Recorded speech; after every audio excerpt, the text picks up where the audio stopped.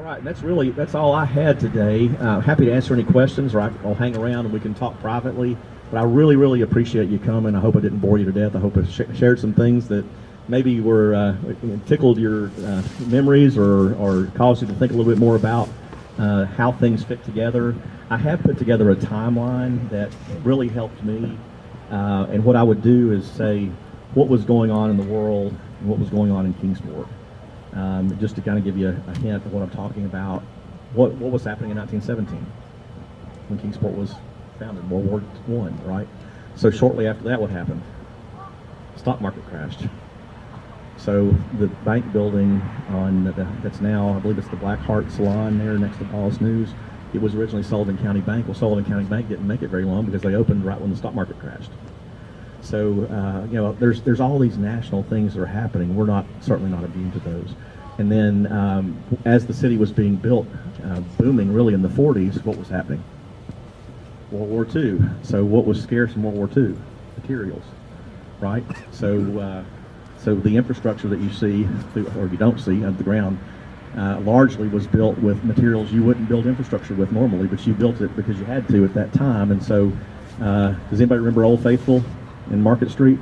It would just, one block by block, it would just explode, the water would, because it was the city water main. It was because that's not the kind of material. It was cast iron leaf pipe that you wouldn't use to, but that's all you had when it was done at the time. So there's all these different things happening. And I will share a couple more things about the newspapers.com. If you're not familiar with newspapers.com, go check it out. There is the Johnson City Comet, which of course is no longer there, was a very interesting newspaper to read because it was like well before 1900. They were starting to acquire properties over here. And now keep in mind, by this time, Kingsport doesn't really exist. It's just a blank slate opportunity for somebody. And so Johnson City and Bristol are vying for who's going to be the leader of the region. And so Johnson City is trying to get as many different railroads to cross in their town to ensure their viability at the expense of Bristol. And so I'm sitting here in 2021 reading these newspaper articles, and Bristol officials are quoted in the Knoxville Journal as saying that people from Johnson City are over here at the Bristol train station with a mule and carts advertising, come to Johnson City and ride the Carolina, Clinchfield, Ohio Railroad. He said, now we're going to return the favor and go to Johnson City and do the same and get them to come to Bristol.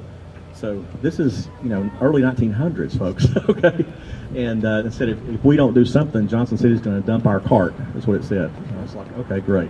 And so when the railroad went under construction, the Johnson City newspaper was giving a play-by-play, and they kept calling it the Watauga River section. And I had to scratch my head and go, huh? But before Boone Lake, it was Watauga River right at the Boone's Creek, Pickens Bridge, and all that. So they were going up the Watauga River to get to what was now Kingsport. And then when Kingsport Brick opened, they made an announcement in the Johnson City paper. They said, well, with the opening of Kingsport Brick and with the opening of the first business in Irwin, Johnson City's future is all but assured because those are basically within our corporate limits. And I thought, okay, interesting. That was pretty interesting. So, but it was just the competition, and competition is a good thing, don't get me wrong, but, and I will promise I'll finish this time. In Johnson City, I've always been focused on Kingsport because that's my job. But as I was reading about Johnson City, I always wondered why there was like one section went like at a 45-degree angle this way and one went that way, and then you had the tree streets a different direction. And it's because different people were planning different parts of the city. And Carnegie came and said, if you will change the name of your town to Carnegie, Tennessee, I will invest heavily. And Johnson City said, no, we're not going to do that. And so a general from the Civil War came in and said, well, I'll go and build it anyway, and I'll try to entice Carnegie to invest here. So he built all the streets to the northeast in what's now called the Gump Edition area of Johnson City. And it was outside the city limits at the time. And so like Unaka Avenue, Watauga Avenue, those streets, it was the same street. But when you entered Carnegie, the name changed to like 1st Street, 2nd Street, 3rd Street, 4th Street. So shortly after that, in 1893, I believe it was the big stock market scare. And a lot of companies lost a lot of money. And so it fell by the wayside. But the original Carnegie Hotel was located up there in the northeast part of town, and then the new Carnegie Hotel was built across from ETSU. George Carter, who was probably the most famous regional citizen that nobody knows, he lived in Bristol. He secured the land for ETSU, and he basically secured the land for Kingsport. He was J. Fred Johnson's brother-in-law or father-in-law, and so he's the one guy that tied it all together. But I guess back in those days, when you're doing stuff like that, and it's before there's a lot of investment opportunities, he was accused of kiting checks, which in my terms is writing checks with your mouth that your hind end can't cash. and J. Fred Johnson said, "Look, I don't care if you are my family, I'm not doing that." And so he left and never came back. They parted ways. J. Fred Johnson stayed on. And Bob Figgins asked me recently we were doing some history for the Kingsport Chamber of Commerce because they're celebrating 75 years. And the basic question was, why is Kingsport 100 years old but the Chamber only 75 years old? And I always heard that J. Fred Johnson was the one-man Chamber of Commerce, but he literally was the one-man Chamber of Commerce. And Clay was here earlier. To Clay's defense as the economic developer, if you were the one person who represented the company, who owned the land, and probably provided the financing, it's pretty easy to do economic development, right?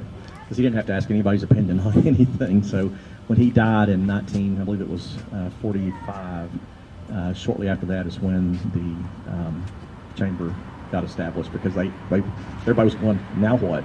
J. Fred Johnson's not here, so what are we going to do? So again, thank you all so much for coming. Sorry to ramble. Hope you enjoyed it. Appreciate it.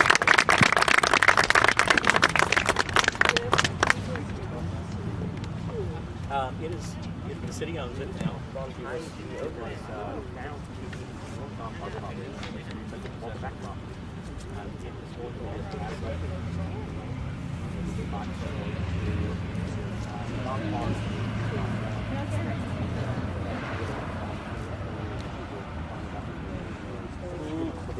So it's kind of like, we'll play along. We want to do this.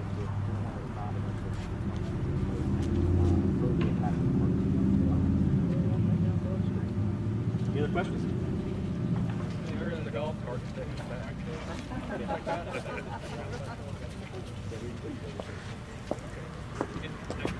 The book track is over. It's over something.